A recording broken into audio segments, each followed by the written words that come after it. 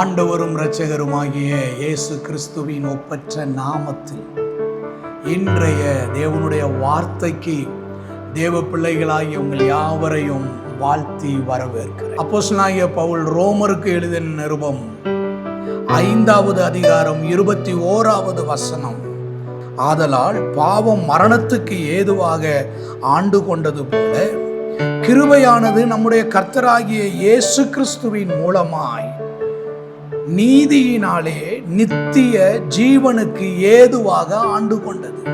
இன்றைக்கு கிருபையின் காலம்.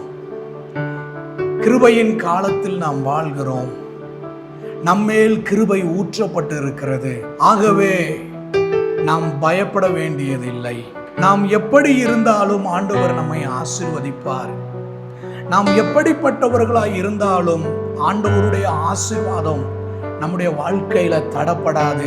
இயேசு கிறிஸ்து எனக்காக சிலுவையில் என்னுடைய நிகழ்கால பாவத்துக்கும் நான் எதிர்காலத்தில் செய்ய போகிற பாவத்துக்கும் இயேசு கிறிஸ்து மரித்திருக்கிறார். ஆகவே எப்படி வேண்டுமானாலும் வாழலாம், எப்படி வேண்டுமானாலும் இருக்கலாம். பாவம் செய்து விட்டோமே, பாவத்தில் இருக்கிறோமே என்று கலங்க வேண்டிய அவசியமில்லை என்ற மலிவான கிருபையின் உபதேசங்கள் இன்றைக்கு நமக்கு முன்பாக ஏராளமாக கொட்டி கிடக்கிறது. ஆண்டவருடைய வார்த்தை சொல்லுகிறது, பாவம் மரணத்துக்கு ஏதுவாக ஆண்டு கொண்டது போல பாவத்தினால் மட்டுமே மரணம் ஒரு மனிதனை ஆளுகை செய்கிறது. பாவத்தினுடைய வல்லமையை நீங்கள் கவனித்து பார்த்தால் ஒரு மனிதனுடைய வாழ்க்கையையே பாவம் அழித்து விடுகிறது. பொருளாசை என்கின்ற பாவம் ஆகானையும் அவன் வம்சத்தையுமே அழித்து போட்டு விட்டது. கீழ்ப்படியாமை என்கின்ற பாவம் ஆதாம் ஏவாள் இருவரையும் கர்த்தருடைய தோட்டத்தில் இருந்து அவர்களை துரத்திவிட செய்தது. கீழ்ப்படியாமையின் பாவம் சவுல் எனப்பட்ட ராஜாவை அவனுடைய ராஜ்யபாரத்திலிருந்து தள்ளிவிட்டது. பாவத்தினால் மட்டுமே மரணம் என்று ஆண்டவருடைய வார்த்தை சொல்லுகிறது. யோவான் எழுதின சுவிசேஷம் 8வது அதிகாரம் 34வது வசனம் சொல்லுகிறது, இயேசு அவர்களுக்கு பிரதியுத்தரமாக, பாவம் செய்கிற எவனும் பாவத்துக்கு அடிமையாய் இருக்கிறான். இந்த பாவத்திற்கு ஒரு வல்லமை உண்டு. இந்த பாவம் ஒரு மனிதனை அந்த பாவத்துக்குள்ளே அடிமைப்படுத்துகிறது. இந்த பாவம் முதலாவது அது மென்மையாக என்றோ ஒரு நாள், எப்போதோ ஒரு நாள் போல் இருக்கும். ஆனால் இந்த பாவத்தினுடைய செயல் என்ன? இந்த பாவம் ஒரு மனிதனை அந்த பாவத்திற்குள் முழுமையுமாக நாட்கள் செல்ல செல்ல அடிமைப்படுத்தி விடுகிறது.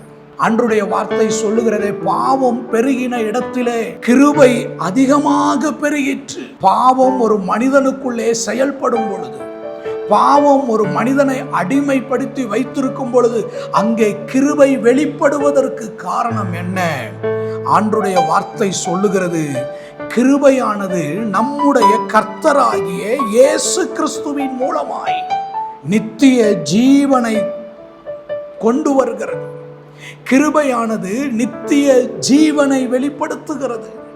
இந்த கிருபை என்ன செய்கிறது? பாவம் ஒரு மனிதனை முழுமையுமாய் அடிமைப்படுத்தி விடாமல், இந்த பாவம் ஒரு மனிதனை முழுமையுமாய் ஆக்கிரமித்து விடாமல், இந்த கிருபையின் வல்லமை ஒரு மனிதனை பாவத்தில் இருந்து மரணத்தில் இருந்து அவனை விடுதலையாக்குகிறது.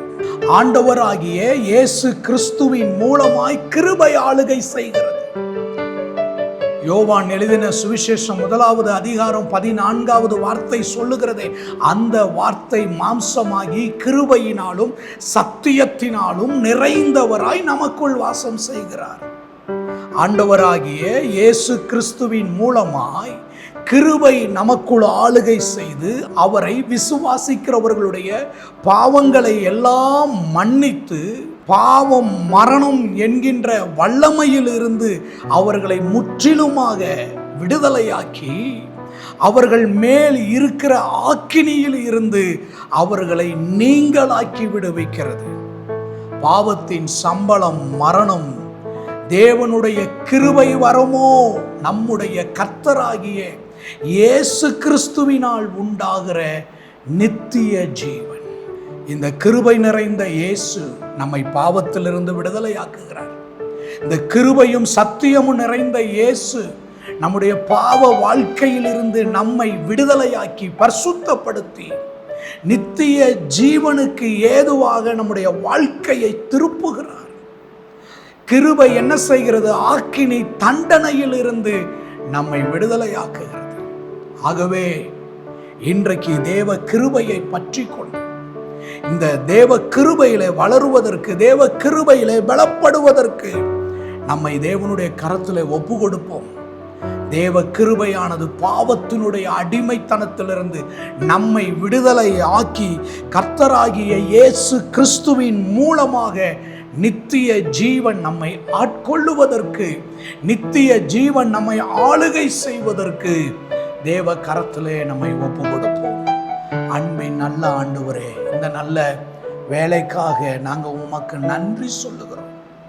கிருபையினாலும் சத்தியத்தினாலும் நிறைந்தவராய் எங்களுக்குள்ளாக வாசம் செய்கிற ஆண்டவராகிய இயேசு கிறிஸ்து, உம்மை விசுவாசிக்கிற எங்களை எங்களுடைய பாவத்தின் வல்லமைகளில் இருந்து, மரணத்தின் வல்லமைகளில் இருந்து, எங்களை ஆக்கினியின் வல்லமையில் இருந்து முற்றிலுமாக விடுதலையாக்கி நடத்துவதற்காக நன்றின்னு சொல்லுகிறோம். உம்முடைய திருக்கரத்தில் எங்களை ஒப்பு கொடுக்கிறோம்.